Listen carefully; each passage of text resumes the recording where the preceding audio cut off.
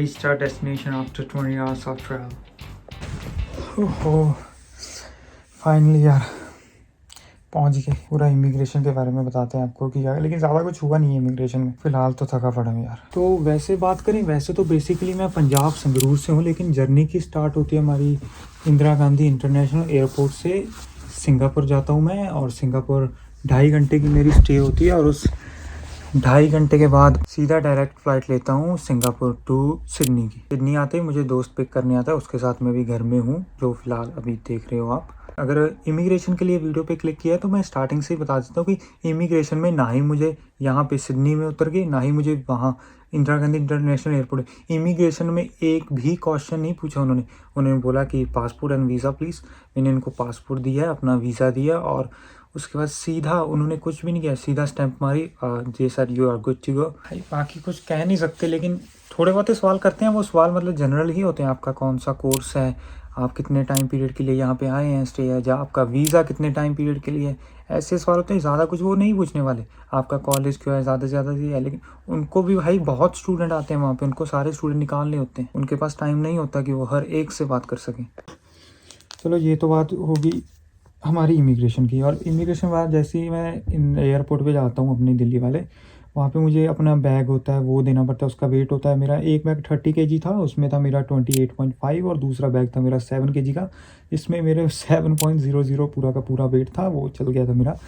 लेकिन अगर थोड़ा बहुत 1 kg 2 kg ऊपर होता है वो चला देते हैं। मतलब मैं खुद वहाँ पे इनफॉर्मल बातें करने लग गया था कि यार जो आप ये जॉब कर रहे हो यहाँ पे, आपको क्या पढ़ना पड़ता है, क्या इंटरव्यू है, क्या प्रोसीजर है, कितना पे मिलता है, ये सब बकवास बातें हैं। मैं ऐसी टाइम पास के लिए जो एयरपोर्ट पे काम करते होते हैं ना, एयर होस्टेस वगैरह, उनसे बातें करने लग गया था। वहाँ पे चेक इन, हमारा बैग ले लेते हैं, वेट करने के बाद आपको बोर्डिंग पास दे देते हैं। बोर्डिंग पास लेते ही आपको जाना होता है इमिग्रेशन के पास।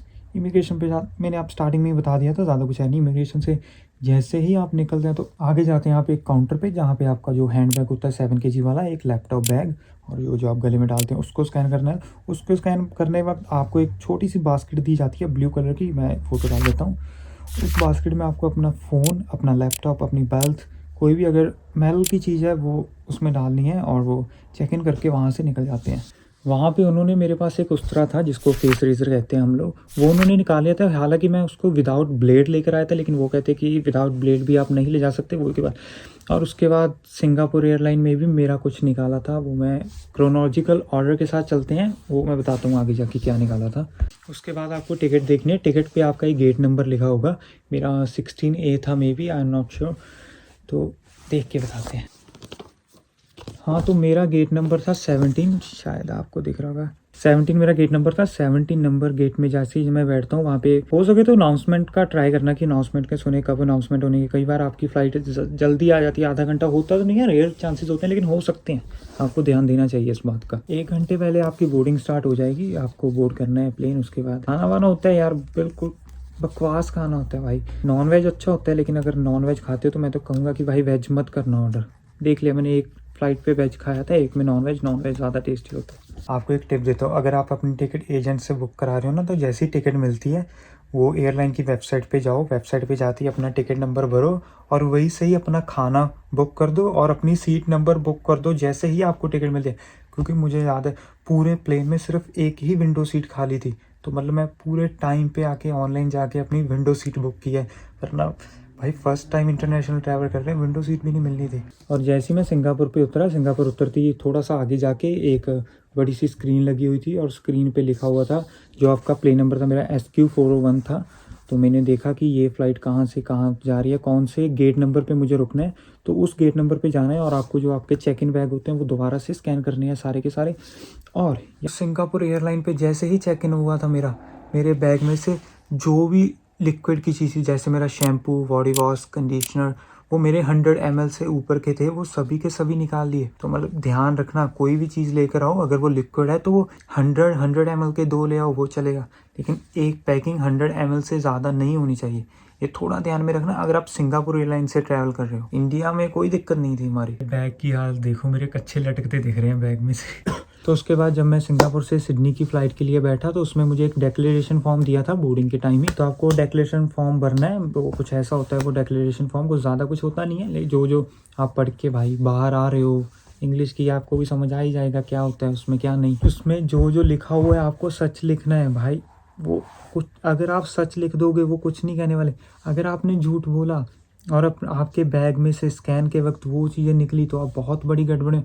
उसमें मेरी 22 और $2600 आपको फ़ाइन होगा और आपका वीज़ा भी कैंसिल हो सकता है, ध्यान में रखना। इसीलिए just declare better to be sorry. तो नेक्स्ट फिर से मुझे डिक्लेरेशन फॉर्म मांगा उन्होंने देखा कि मेरा एक पे क्रॉस लगा हुआ था, टिक लगा हुआ था, तो उन्होंने मुझे एक मिस के पास भेज दिया और उस मिस ने मेरा पूछा कि आपको इसमें से क्या है। मैंने कहा कि इसमें सिर्फ मेरे पास मेडिसिन है। तो उसने बोला कि 3 मंथ से ज़्यादा आपके पास मेडिसिन नहीं हो चाहिए।